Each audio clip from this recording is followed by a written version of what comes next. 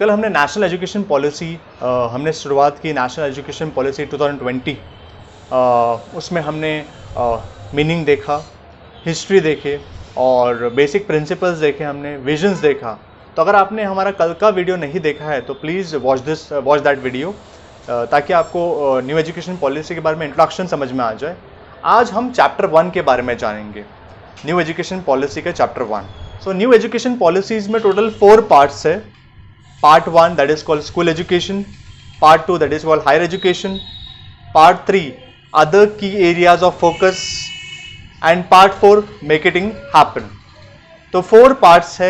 आज हम पार्ट 1 से शुरुआत करेंगे और पार्ट 1 में आज हमारा चैप्टर 1 है और चैप्टर 1 में भी आज हमारा है early childhood care education, that is ECCE, the foundation of learning. तो ये क्या है, ECCE क्या होता है, वो आज हम देखेंगे। उसके बारे में बहुत सारी चीज़ें आज हम जानेंगे। तो सबसे पहले शुरुआत करेंगे हमारे कंपैरिजन से। कंपैरिजन अगर आप करेंगे, देखेंगे तो हमारा जो प्रीवियस एकेडमिक स्ट्रक्चर है वो शुरुआत हो रहा था फर्स्ट स्टैंडर्ड से। New pedagogical and curriculum structure जो है वो शुरुआत हो रहा है ECCE से, मतलब अर्ली चाइल्डहुड केयर एजुकेशन से। तो पहले फर्स्ट से शुरुआत हो रहा था, अब हमारा ECCE से शुरुआत हो रहा है। जो हमारा न्यू स्ट्रक्चर जो है वो 5+3+3+4 का स्ट्रक्चर है, जिसमें अर्ली चाइल्डहुड केयर एजुकेशन के बारे में बहुत ज़्यादा फोकस किया गया और ये स्टार्ट होता है 3 इयर्स की एज से।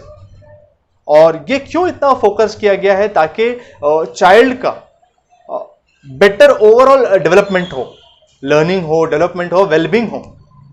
एक फैक्ट मैं आपको कहना चाहूंगा कि 85% जो हमारा ब्रेन होता है, चाइल्ड क्यूमुलेटिव ब्रेन डेवलपमेंट जिसे कहते हैं, वो स्टार्ट हो जाता है 6 इयर्स से पहले।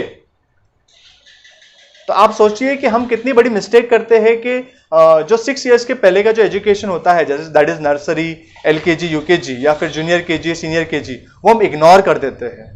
जहां पर चाइल्ड का क्यूमुलेटिव ब्रेन डेवलपमेंट सबसे ज्यादा होता है, मोर देन 85% होता है, तो वही हम इग्नोर कर देते हैं। हम शुरुआत करते हैं फर्स्ट स्टैंडर्ड से, जो कि काफी गलत है, रॉन्ग है। सो अब हम जानेंगे कि ECCE जो है, अर्ली चाइल्डहुड केयर एजुकेशन, उनको पढ़ाने का मेथड क्या होना चाहिए, वो कैसे पढ़ाना चाहिए, उसमें क्या क्या चीजें होती है, व्हाट इट कंसिस्ट। तो सबसे पहले उसमें होता है प्ले बेस्ड टीचिंग।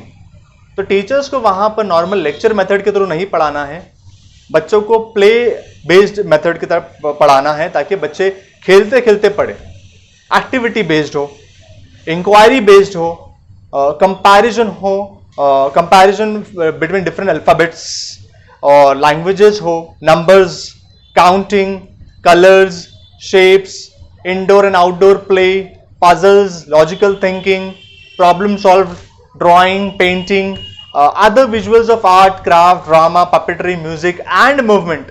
ये सारी चीजें एक ECCE में होना बहुत ज्यादा जरूरी है। और बच्चों को एक अच्छी वैल्यूज भी सिखाना बहुत जरूरी है, ताकि गुड बिहेवियर हो, बच्चों के अंदर अच्छी हैबिट्स आए, एथिक्स आए, और क्लीनलीनेस के बारे में बच्चे सीखे, टीम वर्क के बारे में सीखे, कोऑपरेशन के बारे में सीखे, और साथ ही साथ उन्हें स्टोरीज के फॉर्म में पढ़ाया जाए, पोएट्री के फॉर्म में, गेम्स के फॉर्म में, सॉन्ग्स के फॉर्म में, ताकि बच्चे इसे और अच्छे से समझे। क्योंकि यही एज है जहां पर बच्चों का चाइल्ड डेवलपमेंट और ब्रेन जो है वो ज्यादा होता है। ये जो फ्रेमवर्क है ECCE के बारे में, ये सिर्फ पेरेंट्स के लिए नहीं, बल्कि अर्ली चाइल्डहुड केयर एजुकेशन जो इंस्टीट्यूशंस है उनके लिए भी ये बहुत ज्यादा इंपॉर्टेंट है। अब बात करेंगे हम कि चाइल्ड के अंदर क्या क्या डेवलपमेंट होना चाहिए। द ओवरऑल एम जो है ECCE का, वो है optimal outcome in the domains of, बच्चों में सबसे ज्यादा आउटकम हो, उसका रिजल्ट दिखे। तो क्या क्या डेवलपमेंट होना चाहिए। Start with physical development, motor development, cognitive development, cognitive मतलब रीजन, लॉजिकल थिंकिंग डेवलपमेंट हो, और इमोशनल डेवलपमेंट हो, एथिकल डेवलपमेंट हो, culture, artistic development and literacy and numeracy development. साथ ही साथ यहाँ पर हमें स्पेशल अटेंशन देना है वो बच्चों को जो सोशली इकोनॉमिकली डिसएडवांटेज ग्रुप से आते हैं। So ways to achieve aim of ECCE। तो हम कैसे ECCE को और ज्यादा अचीव कर सकते हैं। स्टार्ट विथ नंबर 1 आंगनवाड़ी से। तो आंगनवाड़ी जो होती है, जो सेपरेट आंगनवाड़ी होती है, उसके थ्रू कर सकते हैं।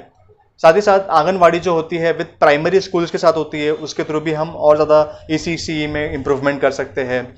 और प्री स्कूल जो होती है स्पेशली जो सिर्फ छोटे बच्चों की होती है, उसमें ज़्यादा इंप्रूवमेंट कर सकते हैं, उसके थ्रू हम ECCE में इम्प्रूवमेंट कर सकते हैं।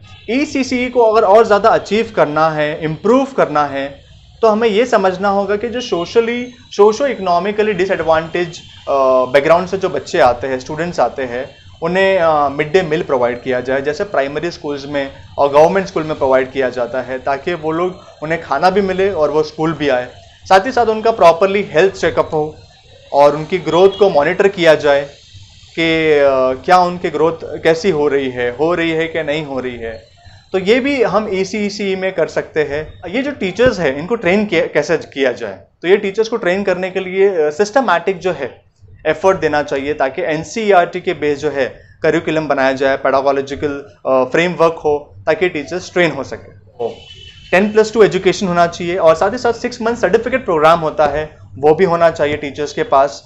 और जिनका क्वालिफिकेशन 12 तक नहीं है, जैसे 10 तक है, तो उनके लिए लोअर एजुकेशनल क्वालिफिकेशन के लिए 1 ईयर का डिप्लोमा होना चाहिए, ताकि वो और ज़्यादा बच्चों के बारे में ECCE के बारे में और ज़्यादा समझ सके, जान सके। साथ ही साथ टीचर्स को अगर ट्रेन करना है तो उसके लिए ऐसा हो प्रोग्राम ताकि उनकी जो जॉब है उस पर इम्पैक्ट ना हो। इसलिए गवर्नमेंट डिजिटल और डिस्टेंस मोड पे ज़्यादा फोकस कर रही है, ताकि टीचर्स जो है, जो आंगनवाड़ी जो टीचर्स है, उनको स्मार्टफोन्स के थ्रू पढ़ाया जाए और उनका क्वालिफिकेशन भी इंक्रीज हो और साथ में उनकी ट्रेनिंग्स भी हो जाए और साथ ही साथ उनके करंट वर्क में कोई ज़्यादा डिस्टर्बेंस ना हो।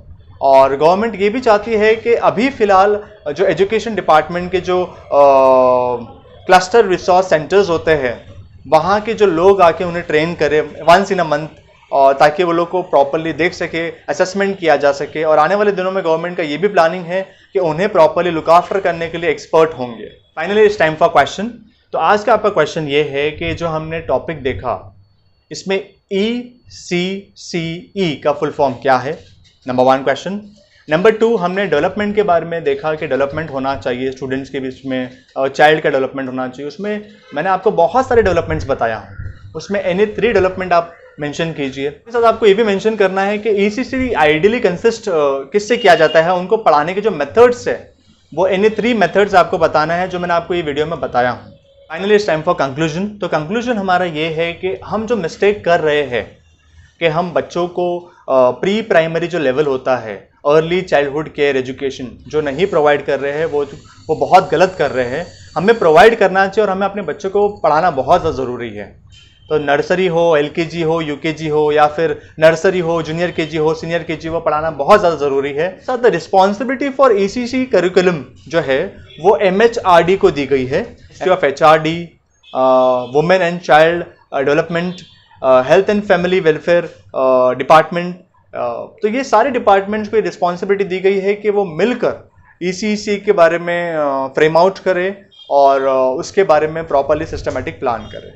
सो आई होप आज का टॉपिक आपको अच्छा लगा होगा। अगर आपको ये टॉपिक अच्छा लगा है तो प्लीज़ लाइक दिस वीडियो, और अगर आपने अब तक हमारे चैनल को सब्सक्राइब नहीं किया है तो please subscribe it and click the bell icon, ताकि आपको ऐसे ही वीडियोज़ मिलते रहे। So thank you for watching this video, take care, good bye.